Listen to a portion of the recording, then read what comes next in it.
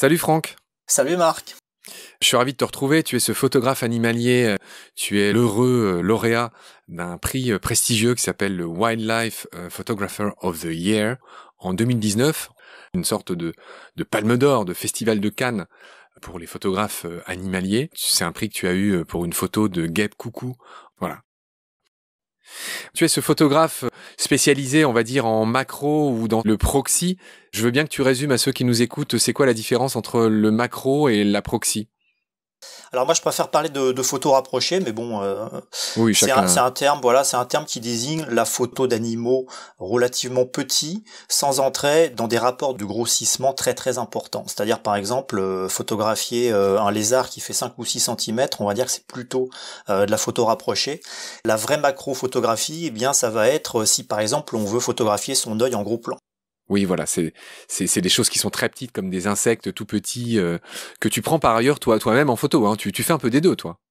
Oui, je fais un petit peu des deux, oui, c'est selon en fait les sujets que je trouve en voyage ou même à côté de chez moi, ça arrive.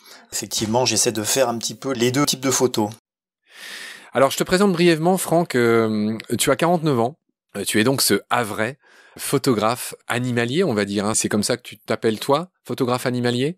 Photographe animalier, on peut dire ça, effectivement. Naturaliste d'abord, je dirais plutôt. Je me sens plutôt comme un naturaliste qui est venu à la photo plutôt que l'inverse. Voilà, plutôt qu'un photographe qui s'est intéressé au fur et à mesure à la nature. C'est parce que tu aimes les petites bêtes que tu t'es mis à la photo. Tu as dit une jolie phrase, je ne prends rien à la faune, si ce n'est quelques photos. J'ai beaucoup aimé cette phrase, ça m'a rappelé mon passé de plongeur, où nous on disait que l'idéal c'est dans l'eau de laisser juste quelques bulles. C'est ça, on essaie d'immortaliser quelques instants de nature en fait sans forcément interférer justement avec la nature, et c'est d'ailleurs un petit peu ma démarche depuis quelques années de faire des photos, alors ce qu'on appelle des photos in situ, sans perturber l'animal, sans y toucher, sans l'effrayer. Voilà, ça permet d'avoir des photos qui sont beaucoup plus intéressantes, voire même des photos de comportement, hein, ce qui est vraiment beaucoup plus intéressant que d'avoir juste un animal posé sur une branche par exemple. D'accord. Donc je voudrais quand même que tu me dises un mot de cette ville que j'adore, où tu habites pas loin en tout cas, le Havre. C'est là que tu as grandi? Apparemment, j'ai lu dans les articles que tu m'as envoyés pour préparer cette émission que tu traînais au pied du pont de Normandie. Alors qu'est-ce que tu faisais au pied du pont de Normandie? Oui, alors en fait, c'est un endroit qui est assez réputé pour les oiseaux, hein, pour l'ornithologie, puisque on est vraiment dans l'estuaire de la Seine, donc ce sont des roselières à perte de vue. Et c'est vrai que j'ai pas mal traîné mes bottes du côté du pont de Normandie afin de photographier les oiseaux, puisque j'ai commencé en fait par la photo d'oiseaux, avant de plus se bifurquer vers tout ce qui est macrophotographie, reptiles, amphibiens, insectes. On va rendre un petit hommage. Toujours pareil, j'ai lu que tu as grandi professionnellement dans l'ombre d'un monsieur qui s'appelle Michel Denis Huot. Et c'est lui qui t'aurait un peu, je sais pas, mis le pied à l'étrier, conseillé de rallier une agence dans laquelle tu es toujours apparemment, qui s'appelle l'agence BIOS. C'est ça. Alors effectivement, oui, j'avais des contacts avec Michel, qui lui, était déjà photographe professionnel, connu depuis très longtemps, et donc qui m'a gentiment aidé effectivement à démarrer. Et parallèlement à ça, j'ai rencontré dans l'estuaire aussi pas mal de personnes intéressantes, dont Philippe Sabine, qui sera mon collègue un petit peu plus tard, quelques années après mes débuts, et avec qui j'ai pas mal fait de photos et qui m'a aussi un petit peu guidé au début, puisque lui était beaucoup plus avancé que moi à l'époque. Donc voilà, le contact est toujours intéressant dans ce milieu. Ouais. Très bien, on va prendre le temps de raconter ta vie, ton œuvre, le matériel, la technique, toutes tes anecdotes de terrain, il y en a 1000. Mais j'ai envie de commencer par ton grand œuvre, ce qui t'a rendu célèbre, en tout cas de ceux qui s'intéressent à la photo et à la photo animalière en particulier. Tu es lauréat du célèbre Wildlife Photographer of the Year. Le WPOTY, je sais pas comment on peut le C'est ça. dire. C'est un peu l'équivalent du Festival de Cannes pour la photo animalière. Voilà. Je raconte brièvement ce prix qui est très prestigieux. Depuis 50 ans, le Muséum d'histoire naturelle de Londres réunit un jury de scientifiques et de photographes qui priment une centaine de photos. Je crois que c'est exactement 100 photos, c'est ça, hein. C'est ça, oui. Ils en ont 48 000 à étudier, qui lui sont, j'imagine, envoyées chaque année. Il y a beaucoup de catégories. Il y a noir et blanc, il y a, j'imagine, les photos qu'il y a dans l'océan, il y a différentes... dis-moi quelles sont les différentes catégories, tiens.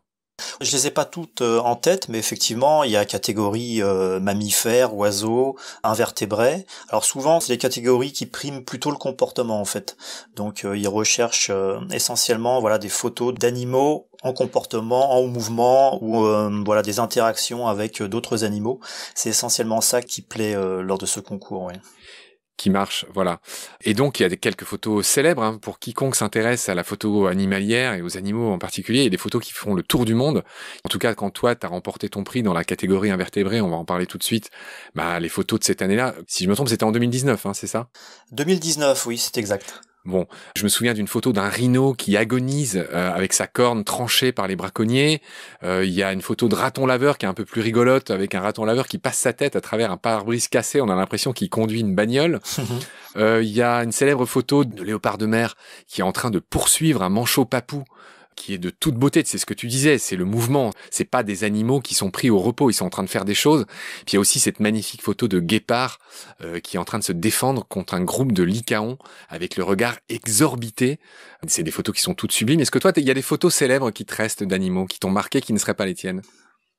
Il y a des photos célèbres, effectivement. Je pense notamment à l'époque où je commençais à faire des photos d'animaux en vol. C'était un petit peu les débuts de la photographie de chauves-souris en vol. J'essayais justement de photographier des chauves-souris en vol. Donc je ne connaissais pas encore vraiment les techniques. Donc c'est vrai que lorsqu'on a des photos en tête et puis qu'on voit dans un bouquin les images qui sont sur papier, hein, donc quelqu'un a bien réussi à les réaliser, c'est vrai que ça nous reste quelque part dans la tête. Alors, je reviens à toi. Donc, toi, tu es lauréat de ce prix, Wildlife Photographer of the Year 2019. Apparemment, il y a 3 photos à toi qui ont été récompensées. Il y a ces abeilles sauvages, donc ces 5 mâles qui dormiraient sur une tige de graminées. Tu as pris cette photo dans le Haut-Atlas. C'est bien une des photos récompensées en 2019. C'est ça, alors c'était au Maroc, hein, pour préciser les choses. Alors là, c'était en fait 2 photos qui ont été highly commended, c'est-à-dire que c'est une mention honorifique, on va dire. Alors ce n'est pas vraiment un prix en soi, mais ce sont des photos qui sont arrivées en finale, tout simplement, et qui ont été gardées dans le cadre du concours et pour réaliser le livre, en fait. Voilà, donc il y avait ces 2 photos-là, il y avait donc les abeilles, comme tu dis, qui dorment sur la tige, et puis une autre photo d'un coléoptère avec voilà le champignon tueur qui s'est développé sur son corps. Je veux bien que t'en parles. C'est drôle quand je parle avec mes amis de toi et que tu nous prêtes souvent des photos, que bah voilà, que t'es un mec sympa. Je raconterai ça tout à l'heure. Tout le monde connaît cette photo effectivement d'un charançon mort avec 3 espèces de massues oranges qui lui poussent sur la tête. Ce champignon, en fait, transforme. Bah raconte-moi exactement ce qui se passe. C'est quand même très intéressant cette histoire. Ouais, alors en fait c'est un champignon qui se développe surtout sur les charançons. Il y a plusieurs espèces de champignons en fait, hein, mais chacun généralement cible l'espèce d'insecte voilà qu'il parasite spécifiquement. Et donc celui-ci cible les charançons et va finalement se développer à l'intérieur de son corps et va un petit peu prendre possession de son cerveau, on va dire, de son comportement, et va le forcer à monter en fait le plus haut possible. Le charançon va donc mourir, puisqu'il est il est parasité, hein, le champignon va le tuer, tout simplement. Et le fait de le forcer à monter en hauteur comme ça va permettre au champignon de mieux disséminer ses spores. C'est-à-dire qu'une fois que le charançon est mort, eh bien le champignon va disperser toutes ses spores pour contaminer d'autres charançons. Ouais, c'est une sacrée histoire que tu as immortalisée là. Ça s'est passé au Pérou. C'était dans quel coin du Pérou? On était plutôt dans la forêt, dans quel type d'environnement? C'est ça, c'était de la forêt tropicale. On était tout près de Iquitos, voilà, dans un coin assez reculé qui n'est accessible que en pirogue, à plusieurs heures. J'ai noté que tu as une 3e photo récompensée, qui est cette photo qui met en scène des guêpes coucou. Je veux bien que tu la décrives, cette photo. Voilà, c'est ça. La photo gagnante, c'était la guêpe coucou qui se fait poursuivre par une amophile, c'est-à-dire par une guêpe plus grosse qu'elle. Donc en fait, c'est une photo que j'avais réalisée puisque j'étais spécifiquement focalisé sur cette petite guêpe coucou qui ont des couleurs assez vives, assez métallisées, magnifique. Voilà, métallisées, c'est vraiment très très joli. Et donc j'avais repéré un coin où il y en avait vraiment beaucoup. C'était où d'ailleurs? Alors c'était dans l'estuaire de la Seine, on revient au pied du pont de Normandie quasiment. tout ramène au pont de Normandie chez toi, Franck. Voilà, ce sont les racines, hein, donc effectivement, du coup. Et donc, moi, j'avais donc toujours mon système de prise de vue haute vitesse au flash, hein, que j'utilisais pour les chauves-souris, que j'ai finalement modifié pour photographier des insectes, donc des animaux qui sont beaucoup plus petits. Et donc j'ai installé mon système donc au sol, hein, puisque ces guêpes coucou en fait parasitent d'autres espèces de guêpes. Donc elles recherchent les terriers que creusent ces espèces hôtes. Donc elles sont tout le temps en train de voler au-dessus du sol, elles rentrent dans des galeries, elles en ressortent, etc. Comme l'oiseau, le coucou, hein, qui parasite. Glisse-moi un mot sur le devenir des larves de la guêpe coucou. Elles bouffent les larves de l'insecte hôte, comment ça se passe ?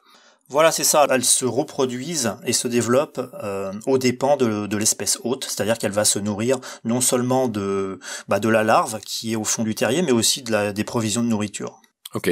La photo primée en 2019, c'est cette guêpe coucou chassée par une autre guêpe beaucoup plus grosse qu'elle. C'est vrai, on dirait un combat des vaisseaux spatiaux. Vu que c'est des couleurs métallisées. Enfin, c'est ok, d'accord. Et donc tu as eu cette même année 2 photos highly recommended, donc qui ont été en gros saluées, quoi, même si elles n'ont pas été récompensées. Aujourd'hui, je voudrais qu'on parle un peu de ton activité. Tu en as plusieurs malgré tout. Tu es un photographe professionnel, animalier, on l'a dit la dernière fois. Tu travailles dans une agence qui s'appelle Bios. Je veux bien que tu nous racontes en quoi consiste ce travail. Comment tu gagnes ta vie finalement, concrètement ? Oui, alors concernant l'agence Bios, je travaille pas vraiment dans l'agence en fait, je suis juste finalement correspondant, c'est-à-dire que j'envoie à l'agence mes photos, charge à l'agence de sélectionner les photos qui les intéressent, donc après elle me demande les fichiers haute résolution tout simplement que je leur envoie et puis après c'est l'agence qui elle se charge de vendre les clichés dans le monde entier. Alors, je veux pas être trop indiscret, mais pour tous les photographes amateurs qui nous écoutent ou les jeunes qui voudraient devenir professionnels, je voudrais que tu nous donnes une idée de ce métier. Est-ce que c'est un métier difficile ? Est-ce que les places sont chères ? Combien tu peux vendre une photo ? Est-ce que tu peux nous donner quelques indications pour ceux qui nous écoutent, qui voudraient faire ce métier ? Ouais, alors la photo, effectivement, depuis en fait l'avènement de la photographie numérique, il y a eu en fait un boom de photographes qui est apparu sur le marché. Donc effectivement, maintenant il y a énormément de photographies sur le marché et il y en a plus que de demandes en fait. Voilà, ce qui nous amène effectivement à des baisses de tarifs. C'est pas facile pour le débutant en fait qui souhaite vivre de ses photos maintenant. Cependant, il y a toujours un moyen, hein, si on est vraiment passionné et puis acharné, il faut toujours tenir bon. À l'heure actuelle, c'est assez compliqué de donner un prix puisque c'est vraiment suivant le client, c'est vraiment suivant l'usage en fait. Si vous publiez une photo dans un magazine en couverture, évidemment vous allez être payé plus que si c'est juste une petite photo. Je veux pas insister ou être indiscret, mais donne-moi une idée, par exemple, quand on fait une couverture, ça rapporte combien, par exemple? Une belle photo en couverture d'un truc un peu prestigieux, juste pour avoir une idée. La photo est vendue à un certain prix, après, effectivement, il y a l'agence qui prend sa commission, c'est-à-dire 50%. Ah, la commission de l'agence, c'est 50%. Ça, c'est déjà une première info. Ah oui.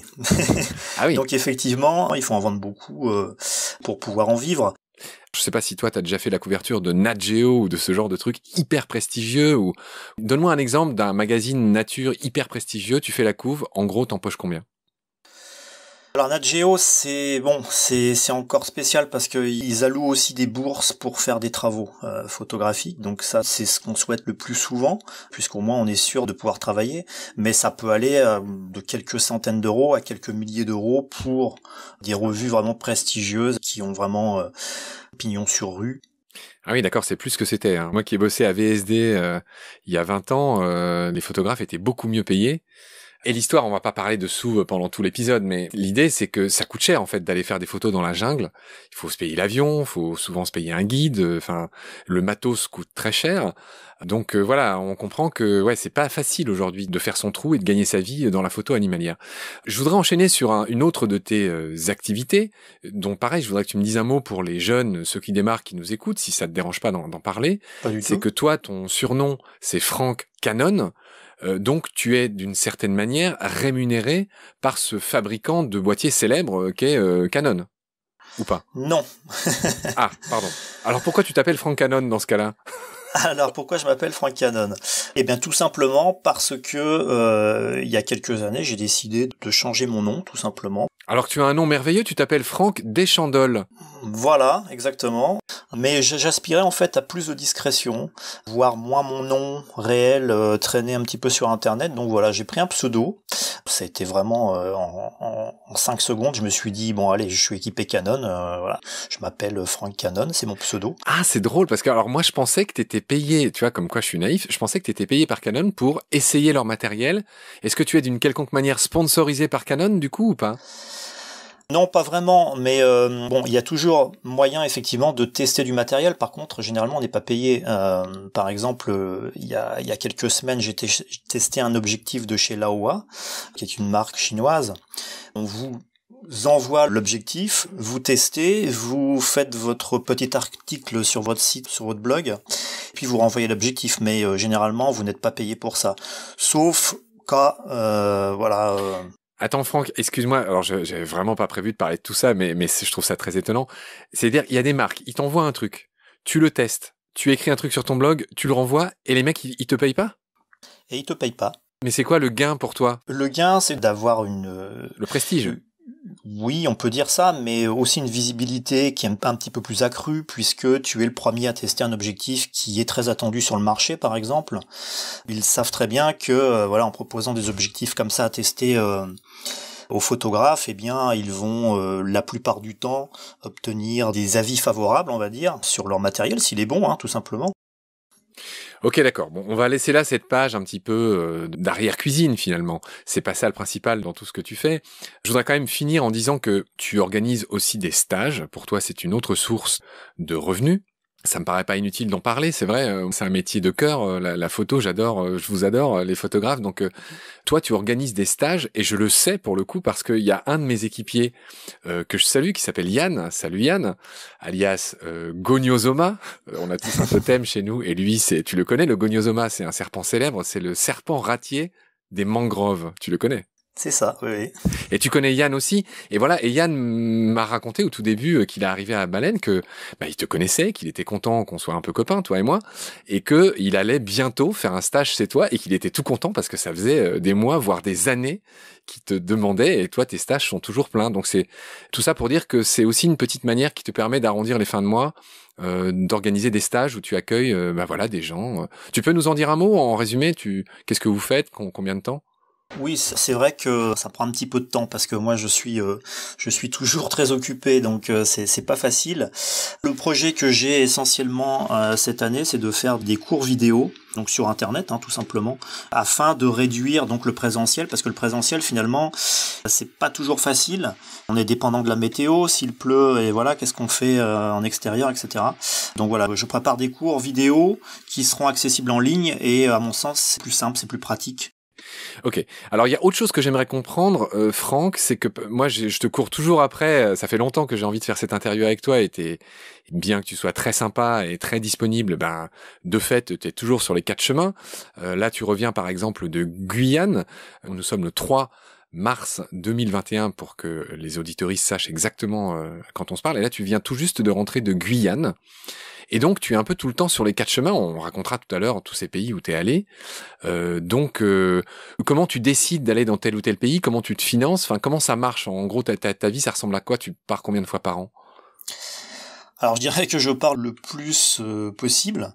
Bon, généralement c'est tous les 2 ou 3 mois. Je pars pas très très longtemps. Je pars généralement 3 semaines, un mois. C'est longtemps, tu rigoles? Pas Oui, longtemps, c'est 4 alors jours. quand on est sur le terrain, c'est pas si longtemps que ça parce qu'en fait c'est très très court et souvent il nous manque 1 ou 2 semaines pour finir un petit peu ce qu'on avait décidé de faire, c'est-à-dire voir telle espèce.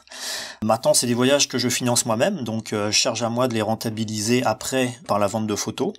C'est un petit peu comme ça que je procède. Concernant ton autre question qui est comment on décide de la destination, ça c'est un petit peu suivant ce qu'on souhaite photographier. Moi je sais que j'ai des espèces cibles que je vais chercher dans tous les pays, que par exemple en Australie je suis allé là-bas spécialement pour voir un lézard épineux, voilà, qui s'appelle le moloch. Bon, finalement que je n'ai pas vu, mais ça c'est un petit peu la règle du jeu. C'est une des anecdotes qui m'a fait presque pleurer, Franck. Toi qui as vu tant de choses, tu vas en Australie pour voir le moloch, qui est un des lézards les plus incroyables du monde. Je veux bien que tu me le décrives et que tu racontes un petit peu ce qui t'est arrivé. Cette histoire qui ne finit pas bien. Ouais, alors c'est un lézard qui ressemble à un petit diable, en fait. Il a des épines sur tout le corps. Il se nourrit en fait exclusivement de fourmis. Je rêve de le voir depuis tout petit. Donc effectivement, 2018, fin 2018, je me dis allez, je vais en Australie, je vais voir ce lézard. J'ai pris des contacts. Les contacts m'ont indiqué exactement où aller. J'y vais tranquille. Et puis au final, effectivement, je me suis un petit peu heurté à la météo puisqu'il faisait venteux et très frais pour la saison. En fait, on était au printemps en Australie, donc c'était au mois de novembre, voilà. C'était où exactement en Australie, Franck? Alors, c'était dans l'ouest de l'Australie, dans le nord-ouest en fait, hein, vers Denham, Shark Bay pour ceux qui connaissent. Et donc du coup, voilà, pendant 3 semaines, j'ai cherché le lézard. Alors bien sûr, j'ai vu autre chose, hein, mais je n'ai pas réussi à le trouver, tout du moins vivant, puisque j'en ai trouvé un, mais malheureusement, il était écrasé. Ça, c'est une belle histoire qui nous rappelle à l'humilité. Tu traverses la moitié du monde pour aller voir un lézard, t'en vois pas, et celui que tu vois, il est écrasé. C'est une sorte de pied de nez du destin. Enfin, c'est incroyable. C'est assez dur à supporter, effectivement. Bon, maintenant, on arrive toujours à faire de la photo d'autres animaux, donc au final, c'est quand même un beau voyage. Oui, je dois raconter aux éditoristes qui nous écoutent, c'est que du coup, t'es parti en Guyane, là, je t'avais parlé avant, donc on s'est un peu calé pour l'interview, tout ça. Et puis quand t'es rentré de Guyane, comme d'habitude, j'ai regardé ce que t'avais fait. Et puis tu racontais sur les réseaux sociaux, sur lesquels tu es très présent et sur lesquels tu as une énorme communauté de gens qui likent tes photos. T'as des chiffres qui nous font tous pâlir d'envie. À Baleine sous Gravillon, on est loin de ton succès. Tu racontais en rentrant de Guyane que t'avais pas eu de chance, que la météo avait pas été, les conditions n'avaient pas été bonnes. Et quand j'ai vu les photos que t'as ramenées, je me suis dit mais le mec se fout de notre gueule. Il a encore ramené des sublimes photos et il se plaint qu'il a pas eu de chance. Donc qu'est-ce qui s'est passé en Guyane là? Alors en fait, concernant les invertébrés, c'est-à-dire les insectes, hein, là il n'y a pas de souci, on avait vraiment beaucoup, j'ai trouvé des choses que je ne cherchais même pas, donc voilà, c'était un pur bonheur. Par contre, effectivement, le côté, parce que moi je cherche les reptiles, les amphibiens et les invertébrés, donc les insectes surtout. Et effectivement, concernant les serpents, eh bien là, on a eu une météo assez mauvaise avec des fortes pluies tous les jours. Et puis c'est vrai que ça nous a perturbé un petit peu. Il y a eu aussi la pleine lune. Donc ce qu'il faut savoir, c'est que les serpents, généralement, ils n'aiment pas trop la pleine lune, c'est-à-dire qu'ils ne sortent pas, hein, ils restent cachés. Pour être moins visibles. Probablement, ouais, mais j'ai remarqué, c'est vrai, dans plusieurs pays du monde que à chaque pleine lune, eh bien, on a beaucoup de mal à trouver ces serpents. On a aussi du mal généralement, même si la pleine lune n'est pas là, hein, donc je vous rassure quand même, mais parce que c'est vrai qu'on pense généralement quand on va, par exemple, dans les forêts tropicales, il y a des serpents partout, mais non, c'est pas vrai. On cherche parfois pendant des jours et on n'en voit pas du tout. Donc effectivement, ça nous remet un petit peu à notre place. Comment tu fais pour trouver l'oiseau rare? Je dis l'oiseau rare, c'est le serpent rare en fait. Quelles sont tes méthodes? Quels sont tes trucs? Est-ce que tu as recours à des guides, à des spécialistes, à des ce qu'on appellerait en journalisme des fixeurs, c'est-à-dire des gens qui connaissent très bien la zone? Comment tu fais? Quelles sont tes méthodes? Alors moi en fait, j'aime chercher seul. Je fais beaucoup de voyages tout seul, puisque j'aime ça. Puis j'essaie de connaître la biologie de l'animal, puisque si on connaît pas sa biologie, c'est beaucoup plus difficile de le trouver. Donc une fois qu'on connaît bien sa biologie, on va sur place, et puis la seule solution, eh bien, c'est de chercher, tout simplement. C'est-à-dire qu'on cherche parfois jusqu'à 16 heures par jour, hein. Ça m'est arrivé fréquemment donc sur Bornéo de faire 16 heures de marche par jour. Et en fait, il n'y a pas de secret. Bon, il y a certains pays où effectivement, on peut prendre un guide, c'est plus facile. Si le guide sait à peu près où trouver l'animal, il va nous aider, et puis voilà. C'est comme ça que ça peut se passer dans certains pays un petit peu compliqués, comme l'Iran par exemple, où de toute façon on est obligé de se balader avec un guide. Sinon dans d'autres pays un petit peu plus libres, j'aime être seul, quitte à galérer pour trouver l'animal voulu. Mais Franck, au bout de 20 ans, tu as développé 2-3 méthodes. Donc, de manière générale, tu les cherches où, les serpents? J'imagine ça dépend de leur habitat, bien sûr. Mais quelles sont tes petites ruses? Tu les cherches dans les bois morts, enfin, je sais pas, il y a des ruses pour trouver les serpents? Alors il y a des ruses, effectivement. Je dirais qu'en Europe, par exemple, il faut soulever des pierres. C'est une technique pour trouver des serpents. Alors c'est pas conseillé parce que quand on soulève la pierre, on peut dégrader le milieu, tuer la bestiole, même si elle est trop lourde et puis qu'elle nous échappe des mains. Donc c'est pas une méthode qui est très très recommandée, mais voilà. En Europe, il y a quelques petits trucs comme ça, marcher le long des haies par exemple. Par contre, en forêt tropicale, c'est beaucoup plus compliqué puisqu'en fait les serpents sont partout. Ils sont même arboricoles, donc ils sont dans les arbres. Donc là, c'est uniquement de la recherche, et de la recherche nocturne, puisque la plupart de ces serpents sont nocturnes. C'est au cours d'un de ces voyages au Pérou, hein, à nouveau. Alors, Pérou, je rappelle, c'est là où tu as fait ta célèbre photo de ce charançon infecté par un champignon qui l'a rendu zombie. C'est une très célèbre photo de toi qui a été, non pas primée, mais qui a été saluée au Wildlife Photographer of the Year, dont tu es lauréat. Bref, au Pérou, tu t'es fait mordre par un célèbre serpent corail. Et là, tu as eu la frayeur de ta vie. Je veux bien que tu me racontes ce risque du métier. Ouais, alors c'était effectivement en 2013. Je venais d'arriver avec des amis au Pérou et puis je traînais un petit peu derrière et puis du coup je rejoins le groupe. Mes amis étaient en train de photographier un serpent qui descendait le long d'un palmier épineux. L'un de mes copains me dit tu veux faire des photos? Je lui dis bon bah oui pourquoi pas. Et je lui dis mais qu'est-ce que c'est comme espèce? Ah bah c'est un faux corail comme le même qu'on a trouvé hier soir. Bon, je lui dis ok, il est un petit peu plus joli, je vais faire une photo ou deux vite fait. Donc d'un coup, mon ami l'attrape par la queue, me le tend, parce qu'il était en fait très très mal situé pour faire des photos, donc il fallait le mettre dans une zone un peu plus dégagée. Là, j'ai pas réfléchi, j'ai attrapé le serpent et aussitôt j'ai senti une morsure donc au bout de mon doigt. Donc j'ai relâché le serpent, je l'ai bloqué gentiment avec ma botte et là j'ai vu qu'effectivement il avait la queue enroulée. C'est un comportement en fait de défense du micrurus, c'est-à-dire du serpent corail. Donc voilà, j'étais en présence d'un vrai serpent corail et non pas d'un faux. Mais comment des mecs comme vous, pardonne-moi de te dire ça Franck, mais on sent la grosse bêtise là quand même. Ah oui, non, mais tout à fait, c'est la grosse bêtise. Comment on peut prendre un tel risque entre corail et faux corail, surtout qu'il y a beaucoup de variabilité? Alors pardon, hein, je veux pas paraître te manquer de respect, mais comment vous avez pu manipuler un serpent comme ça? Surtout que c'est vraiment l'erreur de débutant. Apparemment, c'est 40% des morsures aux États-Unis, c'est typiquement ça, c'est des gens qui manipulent des serpents. Tout à fait. Et en fait, là, tout simplement, c'est un excès de confiance, puisque nous étions avec un guide qui connaissait très bien les serpents, qui est né sur place d'ailleurs, et qui nous a dit, effectivement, c'est un oxyropus, c'est un faux corail, tout simplement parce que lui n'a jamais vu de serpent corail à cet endroit-là. Ah ouais. Donc les copains qui étaient devant, pour eux c'est pareil, c'était un oxyropus, et puis voilà, c'était la nuit, on était fatigués, mais c'est vrai que c'est tout bête, mais en même temps c'est des erreurs aussi stupides que ça qui peuvent nous coûter la vie. Oui, oui. J'admire ton humilité. Enfin, il y a déjà suffisamment de morsures dans le monde qui sont purement accidentelles. C'est pas des gens qui les cherchent, qui essayent de les attraper, etc. Je reviens pas là-dessus. Mais alors là, vous qui les cherchez et tout ça, oui, effectivement, c'est vraiment l'erreur typique. Surtout, voilà, corail, faux corail. Il y en a un qui est très venimeux, l'autre qui l'est pas du tout. Exactement. On comprend bien que c'est délicat. Franck, tant qu'on en est au parler franc et à la chasse aux idées reçues, il faut se sortir de la tête que les photos que tu prends sont sur le vif, par une sorte de hasard extraordinaire. Il y a une installation monumentale pour chacune de tes photos. Il y a aussi beaucoup de mise en scène. Est-ce que tu peux me dire là-dessus comment ça se passe ? Alors justement, moi, mon travail maintenant, c'est d'éviter toute la mise en scène. Donc c'est ce que j'essaie de faire depuis quelques années. C'est-à-dire que au début de ma carrière, effectivement, je travaillais surtout en Europe. J'attrapais les serpents, je les faisais poser, etc. Et puis il y a quelques années, je me suis rendu compte que finalement, c'était pas un travail qui m'intéressait beaucoup. Tout simplement parce que on stresse quand même un petit peu l'animal. On obtient des photos, mais d'un point de vue naturaliste, c'est pas des photos avec un comportement, c'est pas des photos justement que je peux présenter à un concours, puisque lorsque on participe par exemple au concours de Londres, il faut effectivement que l'animal soit dans son milieu naturel sans l'avoir attrapé, etc. J'en viens de plus en plus à essayer de faire des photos in situ pour obtenir un maximum de comportement, puisque c'est vraiment ça qui m'intéresse. Et puis voilà, ce qui veut pas dire que si je ne touche pas l'animal, qu'il n'y a pas d'installation à faire, effectivement, pour gérer la lumière, notamment la lumière au flash, etc. Il faut du matériel, il faut pouvoir s'en servir, c'est assez lourd, c'est encombrant, il faut marcher avec en pleine forêt. C'est quelque chose d'assez difficile, mais bon voilà, je pense que quand on est passionné, finalement on compte pas beaucoup. Ouais, effectivement, t'es un puriste dans le sens où il y a assez peu de retouches sur le résultat final des photos. Je vois passer pas mal de photographes à Baleine sous Gravillon et on est toujours tenté de faire des petites retouches, de mettre le petit halo de lumière qui va bien.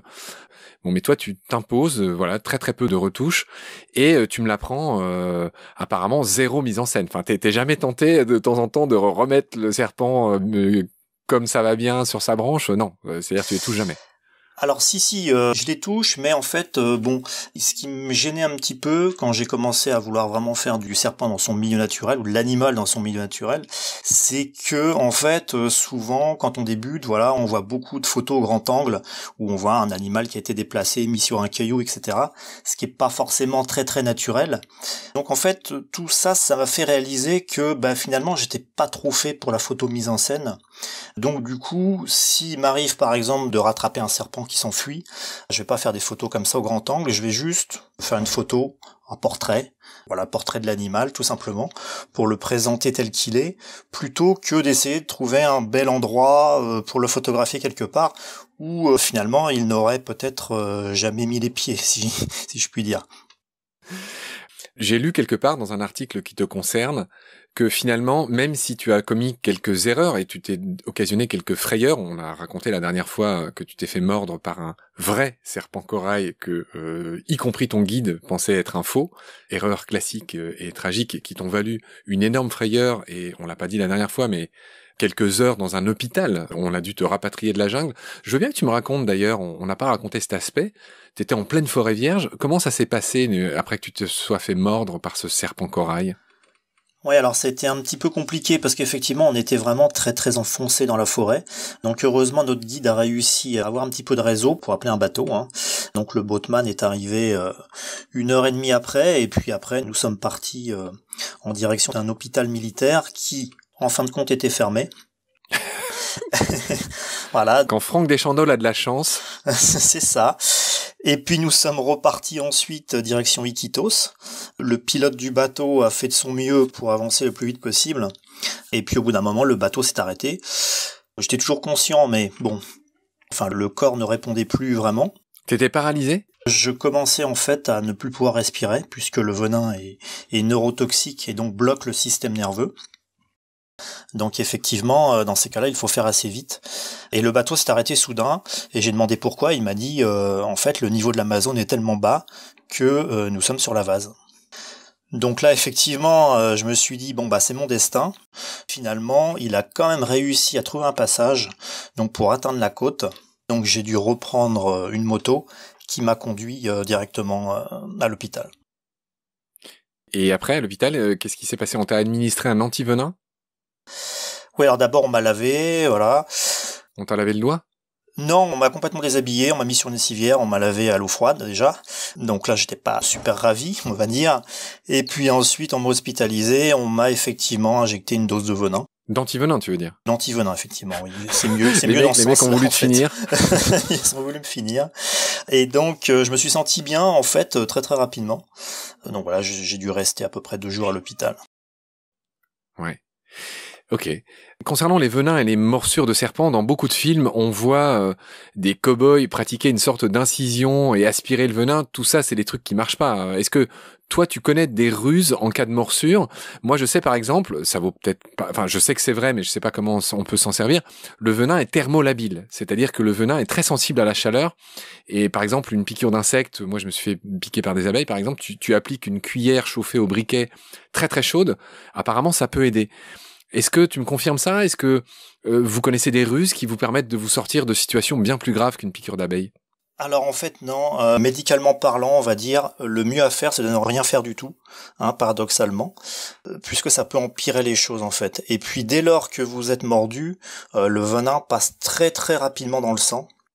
Donc en fait, le temps que vous trouviez un briquet, etc., voilà, le venin il circule déjà dans votre système. Donc ça sert plus à rien. Ouais, d'accord, ok. Ok, bon, on a dit tout ce qu'on pouvait dire sur cette histoire, et elle n'est pas inutile, c'est un rappel gigantesque à la prudence, même des gens comme toi qui font ça depuis 20 ans, ça arrive, donc là encore, la prudence n'est jamais inutile. Dans un article de toi, j'ai lu que au final, malgré toutes tes mésaventures, tu te méfies plus des hommes que des animaux, toi qui as voyagé notamment en Iran. J'ai lu quelque part que tu prenais beaucoup plus de précautions vis-à-vis de l'être humain finalement que des animaux. Est-ce que tu peux développer un peu cette phrase que tu as dite ? Oui, ça c'est certain. En fait, quand on a un problème généralement avec un animal, c'est qu'on a fait une erreur. Donc à partir de là, on assume tout simplement. On assume ses erreurs. Maintenant, quand on côtoie certaines personnes, voilà, c'est pas forcément de notre faute. Donc c'est là que effectivement, il y a une grande différence entre l'homme et l'animal. Effectivement, moi je me méfie toujours plus des hommes que des animaux. Alors bon, on a quand même très rarement des problèmes, hein, il faut bien le dire. L'Iran, par exemple, c'est un pays qui est magnifique, la population est vraiment formidable. Bon, après, voilà, on n'est jamais à l'abri d'avoir de toute façon des problèmes, que ce soit là-bas ou ailleurs, ou en France même. Donc effectivement, il faut toujours rester sur ses gardes, surtout lorsqu'on trimballe du matériel photo qui vaut quand même assez cher, il faut bien le dire. Donc il faut être prudent aussi par rapport à ça, oui.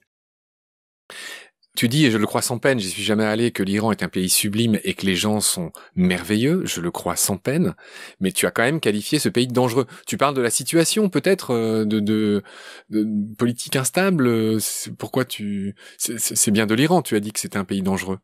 Effectivement, l'Iran peut être dangereux. Par exemple, à l'heure actuelle, il est déconseillé de voyager en Iran, mais c'est plus effectivement la situation politique ou géopolitique que la population iranienne, tout à fait. On va enchaîner sur tes rencontres, Franck. Tu l'as dit dans un épisode précédent, tu organises tes voyages en fonction d'animaux cibles que tu espères trouver. Il arrive, vu que tu te balades en pleine forêt, que des fois ça dure très longtemps, que tu fasses des rencontres totalement imprévues. Je voudrais que tu me racontes le tiercé gagnant, enfin les plus incroyables rencontres que tu as faites, inattendues. J'ai lu quelque part que tu avais notamment rencontré un éléphant. Oui, alors ça c'était effectivement au Sri Lanka, puisque je cherchais des serpents au bord d'une plage. Et ce qu'il faut savoir au Sri Lanka, c'est que les éléphants sauvages sont assez dangereux puisque ils viennent un petit peu fouiner dans les jardins, détruire les cultures même parfois. Les hommes, eh bien, parfois tirent au fusil dessus. Alors ça les tue pas. L'éléphant, c'est quand même une grosse bestiole. Par contre, comme dans ce pays-là, ils sont plutôt nocturnes, hein, ils sortent plutôt la nuit, ils vont associer la douleur de la balle, du fusil, à la lumière, puisque la population les éclaire, leur tire dessus, leur jette des objets, etc. pour les éloigner. Donc finalement, ils font une association entre la douleur et la lumière, et c'est vrai que quand nous on se balade avec une lampe torche la nuit, généralement les éléphants sont assez agressifs, donc il faut faire attention. Cette nuit-là, je revenais d'une prospection qui n'avait rien donné d'ailleurs. Tout près de la voiture, effectivement, je vois une forme noire qui se détache sur le ciel. Et je vois, là j'éclaire et je vois qu'il s'agissait d'un éléphant. Donc là immédiatement, lorsque je l'ai éclairé, il a déplié ses oreilles, donc ce qui est signe que l'éléphant était quand même un petit peu énervé. Donc j'ai couru jusqu'à la voiture, j'ai réussi à ouvrir la portière et je suis parti sans regarder derrière moi. D'accord. Est-ce que tu as fait d'autres rencontres peut-être moins imposantes en volume, mais tout aussi surprenantes ? Bah après, c'est surtout des animaux que l'on rencontre alors qu'on s'y attend pas. Par exemple, on va chercher une bestiole précise, particulière, et puis paf, on va tomber sur quelque chose, une autre espèce qui nous intéresse aussi fortement, qui est peut-être même une espèce qu'on ciblait dans le pays, et puis on tombe dessus et on pensait pas qu'elle pouvait vivre également dans ce milieu-là ou à cet emplacement-là. Donc c'est toujours un bonheur en fait. C'est un petit peu comme les cadeaux de Noël, quoi. Quand on part en forêt, on sait pas vraiment ce qu'on va trouver, puisque même si on cherche une espèce précise ou deux espèces précises, on va avoir des cadeaux qui vont nous arriver comme ça, d'autres espèces qui sont également très très intéressantes et photogéniques. Franck, il y a une autre politesse que tu fais à ceux qui admirent ton travail, tes photos, c'est que systématiquement tu indiques l'espèce. Comment tu fais ? C'est-à-dire, t'es sur le terrain, t'es dans la jungle, j'imagine t'as pas forcément d'ordi et de connexion ou de bouquins, de dictionnaire de la biodiversité. Moi qui regarde beaucoup tes photos, je suis toujours surpris. Tu m'as fait découvrir des espèces, enfin carrément, et même des groupes d'animaux. J'ignorais complètement, enfin. Et systématiquement, tu mets le nom. Donc, comment tu les identifies ? J'imagine, c'est évidemment pas sur place. Tu les montres à des copains talentueux après ou à des spécialistes. Comment tu fais pour les identifier ? Voilà, tout à fait. Bah d'abord, je souhaite dire que c'est vraiment génial si tu découvres des groupes d'animaux par mon intermédiaire, parce que c'est exactement ce que j'essaie de faire en fait. J'essaie de distribuer un petit peu tous mes clichés partout pour un petit peu que les gens se rendent compte de la beauté de la nature.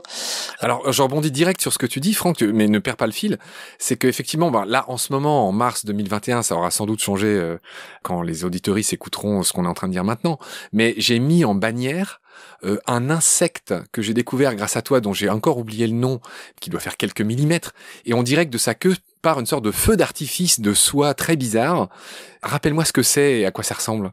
Alors c'est un fulgoridé en fait. Rien que le nom, on dirait un truc de Goldorak. Ouais, alors c'est un petit peu difficile parce qu'il y a pas mal de noms un petit peu compliqués au sein de cette grande famille. C'est un membre acide. C'est un peu ces suceurs de sève.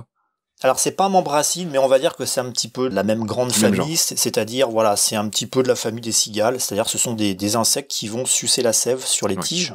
Sous les tropiques, il y a des espèces qui sont vraiment hallucinantes, qui sont colorées avec des formes incroyables. Alors sinon, pour identifier ces espèces, en fait, eh bien tout simplement, je demande à des spécialistes, puisque je ne peux pas tout connaître. Alors lorsqu'il s'agit d'animaux qui ont été ciblés, que je souhaitais voir absolument, là je connais déjà les noms, bien sûr.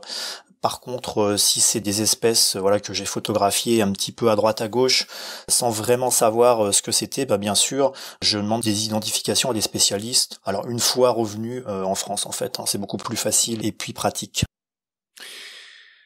D'accord. Il y a une photo de toi, Franck, où on te voit manipuler deux espèces de petits panneaux LED pour éclairer un animal qu'on imagine que tu veux prendre en photo. Et on avait mis cette photo, je sais plus où, je crois que c'était justement sur Baleine sous Gravillon. Et il y a un des membres de notre communauté qui t'a posé cette question qui est pas du tout idiote. Il t'a demandé, alors du coup, vu que tes deux mains sont prises, tu fais comment pour prendre la photo? Au-delà de cette blague, j'aurais quand même que tu me racontes, pour un petit insecte comme ceux dont on vient de parler, c'est quoi ton dispositif pour prendre ça en photo? Tu fais des photos de nuit surtout, au flash? Comment tu te débrouilles? Alors effectivement, oui, c'est surtout des photos nocturnes. Alors ça dépend. Si c'est dans un désert, par exemple en Australie, je vais faire aussi beaucoup de photos de jour, diurnes. Par contre, si je suis dans une forêt tropicale, je vais essentiellement travailler au flash, puisque dans une forêt tropicale, il y a très très peu de lumière. La lumière a beaucoup de mal en fait à traverser la canopée pour parvenir jusqu'au sol. Donc en fait, même pendant la journée, il va falloir utiliser le flash. Donc moi j'ai construit un système maison, c'est un petit peu le matériel tout en un, c'est-à-dire j'ai mon appareil photo, j'ai mes flashs qui sont fixés dessus, j'ai mon diffuseur également, et j'ai aussi une lampe qui me permet de faire la mise au point. Je peux le tenir d'une seule main, même s'il est assez lourd quand même. Ce système-là me permet vraiment d'être très très efficace sur le terrain et de pas m'embêter avec des trépieds, etc. pour la mise en place des flashs. Alors, c'est un public généraliste qui nous écoute, mais on m'en voudrait beaucoup de ne pas te demander 2-3 conseils pour tous les photographes amis qui nous écoutent et qu'on salue tous les deux. Tout à fait. Quelles sont les erreurs communes? Quels sont les petits trucs que t'aimerais donner? Parce que j'imagine qu'on t'appelle souvent pour te demander conseil. Quelles sont les questions qui reviennent le plus souvent? Les conseils que t'aimerais donner? Et voilà, maintenant que t'as une petite tribune, qu'est-ce que tu pourrais dire pour aider tous ces frères et sœurs de l'image qui nous écoutent? Alors effectivement, les questions qu'on me pose souvent, c'est comment améliorer la lumière, tout simplement. Alors ce qu'il faut savoir, c'est que si on utilise le flash intégré de l'appareil photo, on va avoir une lumière qui va être très mauvaise, puisque le flash va faire qu'il va y avoir beaucoup de contraste sur la photo, d'ombre, etc. On va avoir de la surexposition, donc ça va être cramé. Donc l'idéal, en fait, c'est tout simplement de travailler avec des flashs externes. Alors voilà, on peut en acheter maintenant pour 40-50 euros, c'est pas si cher que ça. Eh bien, on va plutôt essayer de placer les flashs sur le dessus de l'appareil photo, puisque c'est un petit peu plus naturel. Moi, c'est ce que j'essaie de faire dans mon travail, c'est-à-dire que la lumière nous arrive du haut. Lorsqu'il y a une couverture nuageuse, eh bien, vous avez une lumière qui est très très douce, et c'est ce qu'on va essayer de recréer avec un diffuseur, tout simplement. Rappelle ce qu'est un diffuseur pour ceux qui connaissent rien à la photo. C'est en fait une matière qui va permettre de diffuser au mieux la lumière, qui va permettre d'adoucir les ombres et qui va nous éviter l'effet flashé très très brut que avec des donnent ombres finalement très les flashs, que ce soit le flash intégré ou les flashs annexes en direct. Ouais. Toi et Mathieu Bérenaud, vous nous avez envoyé pas mal de photos pour illustrer nos articles, les podcasts, et le soir, chacun vous nous avez envoyé, je vais pas dire dizaines, mais on n'en est pas loin de photos. Ils ont tous regardé les photos et il y a Roman qui est l'herpéto de Baleine sous Gravillon qui a décrété sur le fil où on se parle tous, ces deux-là, au niveau de la lumière, ils ont plié le game. Alors, je suis pas sûr que tu vois ce que ça veut dire. Enfin, c'est-à-dire que je vois, oui. dans notre équipe, c'est précisément au niveau de la lumière que vous faites sans doute la différence. Et c'est vrai, vos photos sont irréelles. Oui, la photo, c'est de la lumière en fait. Pour avoir une belle photo, même si on a un beau sujet, si la lumière est pourrie, eh bien la photo, va pas être meilleure que ça. Donc la gestion de la lumière, c'est vraiment quelque chose qui est très très important en photo. Franck, on a parlé de cette différence entre l'affût, que tout le monde s'imagine ce que c'est. Hein. L'affût, c'est se mettre quelque part et attendre que, en gros, les animaux viennent à nous, viennent à toi. Et donc, il y a une autre méthode qui s'appelle la bille-baude. Tu as entendu parler de ça? Oui, tout à fait, oui. Quelle méthode tu privilégies, toi? Alors, on va parler surtout d'affût ou de bille-baude pour les animaux comme les oiseaux, les mammifères. Par contre, quand il s'agit de photographie rapprochée ou de macrophotographie, là on va plus être dans la recherche de terrain, c'est-à-dire la recherche visuelle de proximité. Donc en fait, moi je travaille d'une manière très simple, c'est-à-dire que voilà, que ce soit de jour ou de nuit, eh bien je marche dans la forêt, dans les déserts ou ailleurs, et puis voilà, je regarde autour de moi tout simplement. Et après, lorsqu'on trouve des sujets, là, il faut passer un petit peu de temps pour obtenir des photos, ce qui parfois nous demande même plus de temps que la recherche elle-même. Quand on a un beau sujet et on veut vraiment le mettre en valeur, eh bien il faut passer du temps. Je voudrais un peu des exemples de toi, Franck. Parmi tout ce que tu as fait, quelle a été la photo la plus compliquée que tu as faite pour obtenir un résultat, j'imagine, magnifique, mais quelle a été la photo la plus compliquée que tu as faite et pourquoi? Alors je sais pas si les animaux en mouvement rentrent en ligne de compte, puisque sinon effectivement pour les photographier en mouvement avec un flash, avec des flashs même, eh bien il faut le système, il faut construire le système. Donc là la construction de ce système est un petit peu compliquée et après il faut placer effectivement ce système sur le terrain de la meilleure façon. Mais j'ai plutôt envie de parler à la limite d'une photo que j'ai réalisée aux Émirats Arabes Unis, qui est une photo de vipère des sables, de Cerastes gasperiti pour les connaisseurs. Et en fin de compte, je me baladais dans les dunes avec mon matériel, c'est-à-dire que j'avais des grands diffuseurs, deux grands diffuseurs, des perches en carbone, et je voulais absolument faire une photo au grand angle, in situ, donc dans les dunes, sans capturer l'animal. J'ai marché pas mal de nuits avant de trouver le sujet propice, c'est-à-dire un serpent qui finalement ne bougeait pas, puisque s'il est mobile, je peux pas installer tout mon matériel. Puisqu'encore une fois, là, c'était une photo au grand angle, donc il faut vraiment des flashs qui éclairent toute la scène. Hein. C'est vraiment quelque chose d'assez assez imposant à mettre en place. Et puis, voilà, j'ai trouvé ce sujet-là, le serpent qui bougeait pas. J'ai installé tout mon système très rapidement. Et j'avais un trépied aussi, parce que c'était une pose longue. Et puis j'ai réussi à faire une photo de la sorte. Et je suis reparti, j'ai tout démonté le matériel, je suis reparti. Et j'étais vraiment très très heureux de ne pas avoir dérangé l'animal et puis d'avoir obtenu une photo, l'une de mes meilleures photos, je pense d'ailleurs. Une fameuse vipère des sables. Je me souviens de cette anecdote, tu la racontes dans un article. Tu as indiqué dans cet article qu'il faut faire gaffe parce que quand on suit des traces, il faut être sûr de les suivre dans le bon sens. Ça veut dire quoi? Alors effectivement, il y a une technique pour ça, c'est-à-dire on regarde en fait la forme des traces et suivant la forme, généralement, en tout cas pour les vipères des sables, on a un petit crochet qui se forme et il faut aller dans le sens opposé au crochet pour suivre le serpent dans la bonne direction. Surtout que c'est des serpents qui se déplacent un peu de guingois, enfin un peu comme les crabes sur le côté. Ils avancent pas de manière rectiligne. Enfin, leur corps fait une sorte de S bizarre. C'est ça, hein, ces vipères. C'est ça, tout à fait, oui. Ce sont des vipères qui se déplacent un peu en crabe très rapidement quand elles le volent. Donc les traces sont vraiment très très caractéristiques. Les traces de vipères des sables, on les reconnaît à tous les coups. Il y a d'autres espèces de serpents qui vivent également dans ces dunes. On arrive à distinguer les différentes espèces avec un petit peu d'habitude. Je voudrais qu'on se balade avec toi pour finir dans tous ces pays où t'es allé. On va commencer par les plus exotiques et puis on va finir par chez nous. Je voudrais qu'on commence, alors ils sont pas dans l'ordre où t'y es allé, mais par Bornéo. Et je voudrais que, voilà, sur chacun de ces pays dans lesquels tu vas nous faire voyager, tu vas nous raconter tes meilleurs souvenirs, les animaux les plus incroyables que tu as vus à chaque fois là-bas. Et donc ma question, c'est qu'est-ce que tu as vu à Bornéo que tu oublieras jamais? À Bornéo, en fait, mon sujet principal de prédilection, c'était un serpent qui s'appelle le Trimeresurus malcolmi, de son nom latin, qui est un serpent qui est endémique et qui ne vit que au Kinabalu, c'est-à-dire que c'est une montagne qui dépasse les 4000 mètres d'altitude.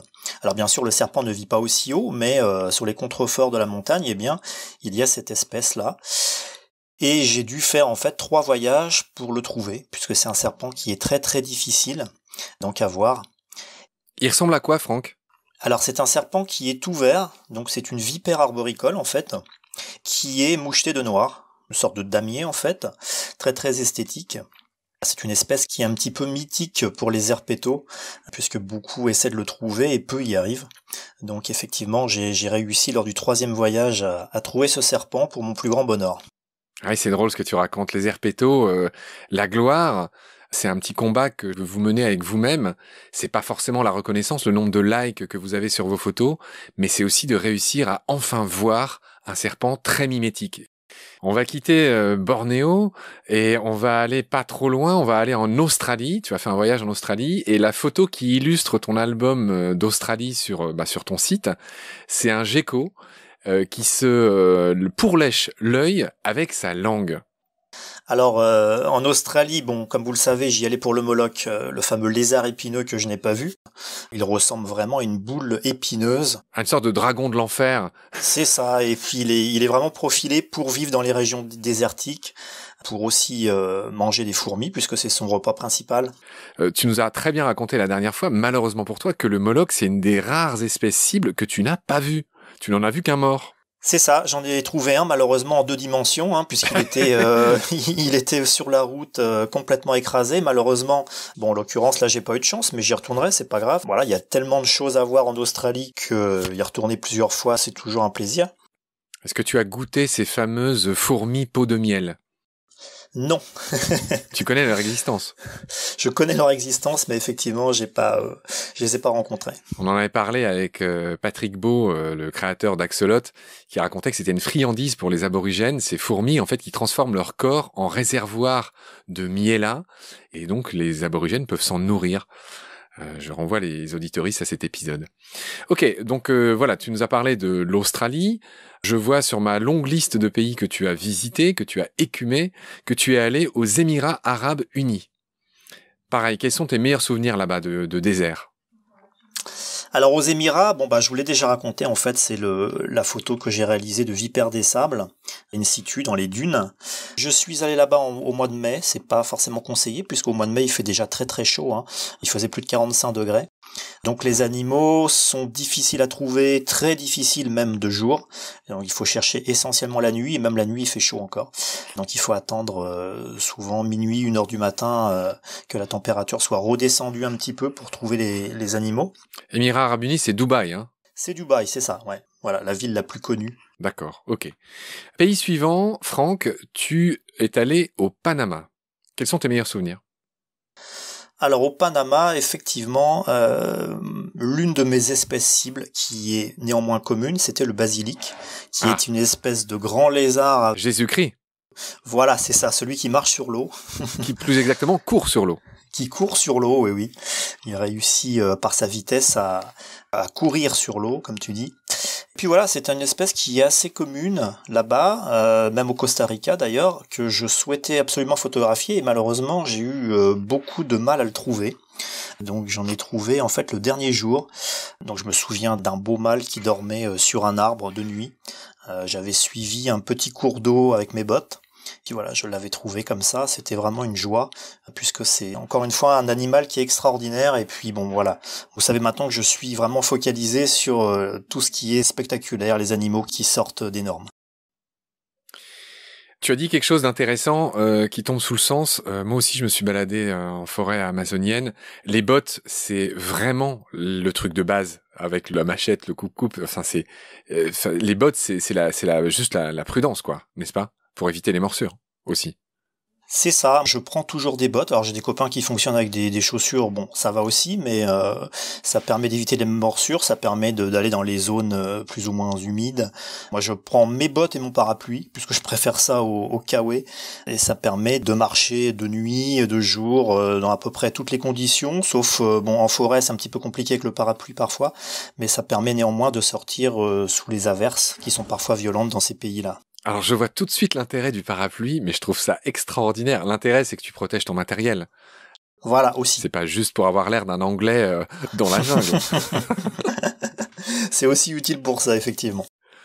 Je suis en train de t'imaginer avec ton parapluie dans la jungle, ça doit vraiment être une image. J'aimerais bien la voir. Si un jour tu peux prendre une photo de toi avec ton parapluie, ça me ferait vraiment... J'en ai une avec en Guyane, avec un parapluie de toutes les couleurs même. Je veux bien que tu me l'envoies. Après l'émission, je veux bien que tu me l'envoies.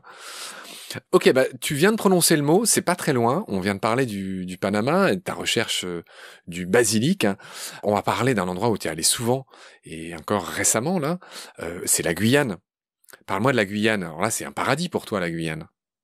Oui, la Guyane, ça reste la France, donc effectivement, les choses sont plus faciles là-bas. Et puis effectivement, l'avantage, c'est que lorsque on retourne en Guyane, on trouve toujours des choses nouvelles. Dernièrement, c'était mon 4e voyage. Je continue à découvrir, alors essentiellement les invertébrés. C'est vrai, puisque plus on découvre de choses, par exemple concernant les reptiles, moins on voit de choses nouvelles, ça c'est évident. Par contre, les invertébrés sont tellement nombreux en densité et aussi en nombre d'espèces que effectivement on découvre toujours des choses nouvelles. Alors là, on a le choix. Parle-moi de ces araignées qui ont des opistosomes, c'est-à-dire des abdomens incroyables avec des cornes, avec des couleurs de dingue. Parle-moi des insectes, toi qui recherches l'extraordinaire, les plus incroyables que tu as vus en Guyane. Décris-les-moi. Oui, alors j'ai trouvé quelques espèces de Micratena, effectivement, qui sont des araignées assez hallucinantes avec des couleurs. Alors c'est souvent rouge et jaune. Voilà, et des épines un petit peu sur le corps qui les font ressembler à des débris végétaux parfois. C'est assez finalement c'est assez mimétique, sauf peut-être lorsqu'elles sont au centre de leur toile. Là, elles sont bien repérables. C'est comme ça que j'ai trouvé les quelques espèces que j'ai photographiées dernièrement. Et c'est vrai que on a des espèces qui sont très semblables en Asie. C'est assez intéressant de voir finalement la convergence morphologique de ces animaux, puisque en Asie on a également des araignées épineuses, les Gasteracantha notamment. Convergence évolutive sur les araignées, tu m'apprends quelque chose. D'accord. Un peu comme les Suimanga d'Afrique ressemblent aux colibris d'Amérique du Sud, hein, pour donner un exemple connu. Ou les vautours du Nouveau Monde qui ressemblent aux vautours de l'Ancien Monde alors que leurs ancêtres ne sont pas du tout communs. Voilà, tout à fait, ouais. C'est ça les exemples types de convergence évolutive. D'accord. Je crois que t'es le mec qui m'a fait découvrir le plus d'espèces dont vraiment j'ignorais complètement l'existence. Notamment en chenilles et les petites choses. Je connais pas bien le monde des insectes. Hein. Je me soigne, mais alors là vraiment. Par exemple, t'as fait une photo d'un scarabée girafe. Décris-moi ce coléoptère incroyable. J'ai cru que c'était une blague. J'ai cru que c'était une photo retouchée sur Photoshop. Décris-moi ce petit insecte et pour que nos auditeuristes comprennent pourquoi je dis ça. Ouais, alors c'est un petit coléoptère effectivement, et son cou est très allongé, mais vraiment quand je dis très allongé, c'est vraiment très allongé. Mais il fait le double du corps quasiment. Rien que son cou, il fait le double de la longueur du corps. Je crois que c'est pas loin de 3 fois la longueur des élytres. Donc effectivement, c'est vraiment spectaculaire, mais en même temps c'est tout petit, c'est-à-dire que l'insecte lui-même fait 1 centimètre de long. Et je crois que c'est toi qui disais dans une de tes légendes que en fait ce cou ne leur sert pas à voir par-dessus les feuilles ou que sais-je. Ça, apparemment c'est plutôt pour que les mâles se battent en résumé. C'est ce que j'ai cru comprendre. Voilà, c'est ça. C'est un petit peu comme les lucans cerfs-volants qui ont des mandibules démesurées. Et bien voilà, les mâles se battent entre eux. Moi j'ai pas observé la scène, hein, mais ce serait un élément de combat effectivement entre mâles. On va continuer notre voyage avec toi. J'aimerais que tu me dises un mot de l'Iran. Tu es allé retrouver là-bas une vipère qui est sans doute la plus incroyable, en tout cas pour moi, à mes yeux. Je te laisse dire c'est laquelle et pourquoi. Oui, alors c'est la vipère à queue d'araignée, en fait, hein, qui est un serpent venimeux, qui attire ses proies avec sa queue. Alors ces proies, ce sont essentiellement les oiseaux migrateurs. Et pourquoi les attire avec sa queue? Tout simplement parce qu'au bout de sa queue, il y a des sortes de filaments, et lorsqu'elle agite sa queue, ça la fait ressembler à une araignée. Donc les oiseaux de passage voient quelque chose qui bouge, ils se disent tiens, une araignée, allez hop, je vais descendre pour essayer de l'attraper, et puis au moment où ils essaient d'attraper cette araignée, et bien sûr le serpent l'attrape tout simplement. C'est comme ça que le serpent se nourrit. Un serpent d'ailleurs qui est très mimétique avec son environnement. Les rochers. Il ressemble vraiment comme 2 gouttes d'eau à la roche. Donc effectivement, c'est quelque chose d'assez incroyable. Et juste un mot pour dire qu'elle a été identifiée très tard. Elle a été identifiée en 1868. Et elle a été décrite. Il y a toujours un décalage entre le moment où on la voit et le moment où un biologiste la décrit officiellement, lui donne un nom, etc. Elle a été décrite. Alors je crois que toi-même tu dis 2006 sur ton site. Et, enfin bref, en tout cas c'est au début des années 2000. Ouais. Voilà ce qu'on pouvait dire sur Pseudocerastes urorachni, c'est comment son deuxième petit nom latin? Urarachnoides.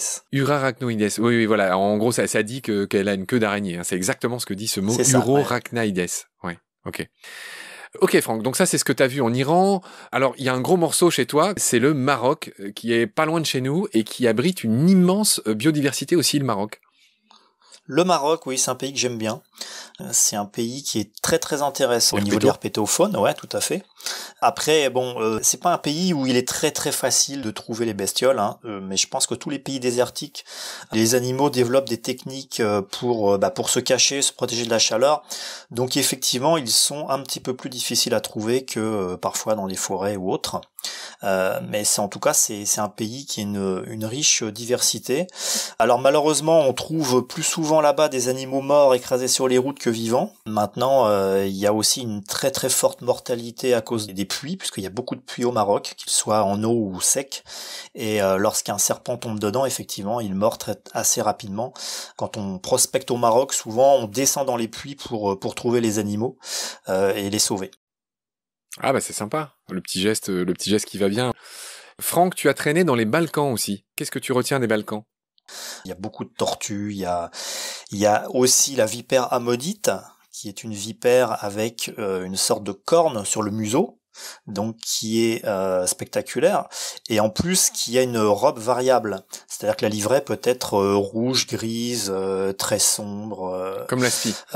Voilà, c'est ça. Donc effectivement, c'est toujours un plaisir d'en chercher puis de trouver des morphes différents. D'accord. Éthiopie.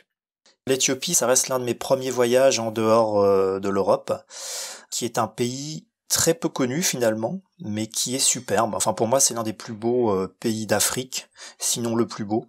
Donc qui est moins connu évidemment que d'autres pays comme la Namibie, le Kenya, qui sont un peu plus touristiques. Voilà, mais c'est vraiment un pays de folie où alors moi j'y allais spécialement pour voir le volcan, c'est-à-dire le volcan d'Alol, qui est situé dans une région près de la frontière avec l'Érythrée. J'y allais plus pour faire de la photo de paysage, et là voilà, on atterrit là, c'est vraiment on assiste à un spectacle absolument magnifique, puisque ce volcan-là est constitué de plateformes de soufre, d'acide sulfurique, avec des espèces de petits lagons vert émeraude. On se croirait vraiment sur une autre planète. Ah d'accord, j'apprends que parfois tu te fais un petit trip pour faire de la photo de paysage et tu sors un peu de ce qu'on appelle la photo de proximité. Ouais, alors ça c'était bon maintenant moins, c'était à mes débuts, on va dire, mes débuts hors Dans de les années l'Europe. 2000. Dans les années 2000, j'ai dû y aller pour la première fois, je sais pas, je crois que c'était en 2006 il me semble. Quand Pseudocerastes urorachnoides a été identifié, pour fêter ça, t'es allé en Éthiopie. Voilà, c'est ça.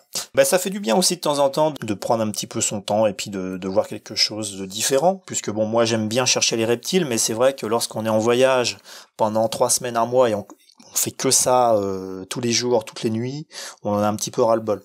De faire des voyages un petit peu plus cool de temps en temps, c'est pas mal. Une petite question humaine. J'ai eu l'occasion de parler, quand je t'ai appelé l'autre jour, à Julie, ta copine, qui est journaliste et que je salue parce qu'elle t'a prêté son micro. Elle est vraiment sympa. Voilà, tout à fait, on la remercie. On la remercie tous les deux et on lui fait un gros bisou. Et ma petite question humaine, alors ça, il vaudrait mieux que je la pose à elle, mais tu l'as dit toi-même, tu pars tous les 2 mois, tu pars pendant 1 mois. Pour la vie de couple, c'est pas un métier facile peut-être pour ça aussi. Non, c'est pas facile. Bon, après là, le confinement a fait que je suis parti moins l'année dernière et je vais certainement moins partir aussi cette année. Après, je ne pars pas très très longtemps non plus. Bon. Attends, tu m'as dit que tu partais 1 mois. Oui, au maximum. Allez, 3 semaines, 1 mois. C'est pas non plus si long que ça. Enfin, en tout cas pour moi, c'est vrai. Je l'avoue. Je suis impatient de la rencontrer en vrai, Julie. Donc voilà, ben après c'est un compromis aussi à trouver, c'est toujours pareil, soit que c'est supportable, soit que ça l'est pas, mais voilà, il faut un petit peu aussi ménager la chèvre et le chou et puis faire des efforts des deux côtés, c'est sûr. Ce que j'ai envie de te demander pour finir, c'est quels sont les animaux ou les pays que tu aimerais visiter, que tu as dans ton collimateur, sur ta liste. Et c'est quoi les prochains sur ta liste, entre guillemets? Alors bien sûr, il y a l'Australie. Ah, tu y retournes. Le Moloch. Je veux absolument retourner en L'obsession. Australie, voilà, c'est ça. Ah oui, non, tant que j'aurai pas des photos de Moloch, je retournerai en Australie, donc possiblement cette année, si les conditions sont réunies. Sinon, eh bien, je rêve depuis longtemps de partir à Madagascar. Voilà. Par contre, c'est un peu compliqué puisque pour ce que je veux faire, il faut une logistique béton, puisque c'est assez compliqué de circuler, notamment dans le sud du pays. Donc pour l'instant, ça reste en projet, mais bon, je pense que ça se fera dans les années qui viennent. Je vais te mettre en contact avec quelqu'un que j'ai interviewé pour Baleine sous gravillon qui s'appelle Evrard Vendenbaum, qui est cet explorateur du Macaï à Madagascar. Tu as forcément entendu parler de lui. Oui, oui, oui, tout à fait. Vu qu'il organise des belles expéditions là-bas, ben peut-être que vous pourriez faire votre affaire tous les deux. Pourquoi pas. Ok, donc le Moloch en Australie, Madagascar. J'ai envie de te laisser le mot de la fin, Franck. Est-ce que tu as une pirouette, une citation, je ne sais pas, un élément à la hauteur de ton talent pour finir cette série d'émissions? Là, je te prends en froid. Quand tu demandes à quelqu'un raconte-moi une blague, en général, c'est... Non, mais ce que j'aimerais dire, c'est que c'est peut-être un regard plus général sur la photographie, puisque maintenant, effectivement, on assiste de plus en plus à de la photographie animalière, mais aussi de la photographie animalière dans le bon sens du terme, c'est-à-dire, voilà, sans forcément martyriser les animaux, etc. Donc, je pense que la photo animalière se développe et dans le bon sens. Et c'est quand même un support très très utile en faveur de la protection de l'environnement. Donc je pense que c'est ça qui me tient à cœur. Et puis je souhaite que voilà, c'est l'activité de la photographie animalière se développe et puis contribue de plus en plus justement à la sauvegarde de notre planète. Il y a un chiffre que j'aimerais bien avoir. Je sais qu'en France, il y a, je crois, 1 million de chasseurs. J'aimerais bien savoir combien il y a de photographes animaliers naturalistes en France. Il doit y en avoir un paquet quand même. Alors je pense qu'il y en a de plus en plus. Par contre, pour avoir les chiffres, c'est assez compliqué. Puis ça dépend si voilà, ceux qui font ça en dilettante, ceux qui font ça de manière professionnelle. Donc c'est pas facile de savoir. Mais c'est vrai que ce serait pas plus mal qu'il y en ait autant, voire plus. Tout à fait. Bah, c'est une vraie question qui me paraît intéressante parce que nous, on en expose beaucoup à Baleine sous gravillon, tu le sais, tu as fait partie des gens exposés. Ouais. Et c'est vrai que les chasseurs, on les entend beaucoup, c'est un lobby puissant. Les photographes naturalistes animaliers, mis à part, tu vois, sur les réseaux sociaux, tout ça, enfin, en gros, il n'y a pas de voix unie, de voix de vous autres photographes animaliers qui n'avez pas moins de droits que les chasseurs. Vous êtes des chasseurs d'images, pour reprendre cette image un peu bateau. Oui, alors bon, moi j'aime pas trop le terme chasseur d'images. Donc pour moi le mot chasseur est un terme un petit peu péjoratif dans la profession. Mais bon, après, voilà, je sais très bien que tu le disais sans animosité, il n'y a pas de souci. Oui, oui. C'est vrai que je comprends pas ce besoin de tuer des animaux, vraiment pas. Et de décréter que certains sont nuisibles et d'autres pas, c'est aussi un truc que je pige pas. Mais je me dis qu'il faut quand même leur parler, tu vois. Oui, bah je pense que de toute façon, c'est dans le débat que les choses pourront avancer, de toute façon, oui. Ouais. Ok Franck, j'ai été ravi de tout ce temps que tu nous as accordé. Merci beaucoup d'avoir partagé un peu tes secrets, tes histoires de voyage et même dans certains cas la fameuse anecdote, même histoire avec le fameux serpent corail, hein, qui est un énorme encouragement grandeur nature à la prudence, tout simplement. Prudence, oui.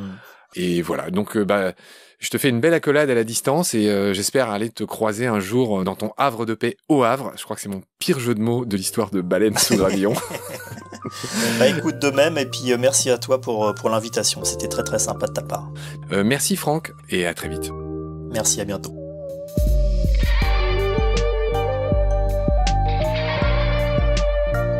C'est la fin de cet épisode, merci de l'avoir suivi. Pour continuer, nous avons besoin de votre soutien. Vous pouvez vous abonner à nos podcasts, partager les liens, devenir adhérent de l'association BSG, ou encore faire un don sur Helloasso ou sur Tipeee. Grand merci par avance. Je remercie tous mes équipiers pour leur aide précieuse. Je vous retrouve bientôt pour de nouveaux épisodes. Et d'ici là, prenez soin de vous et de ce qu'il y a autour de vous. Merci. À bientôt.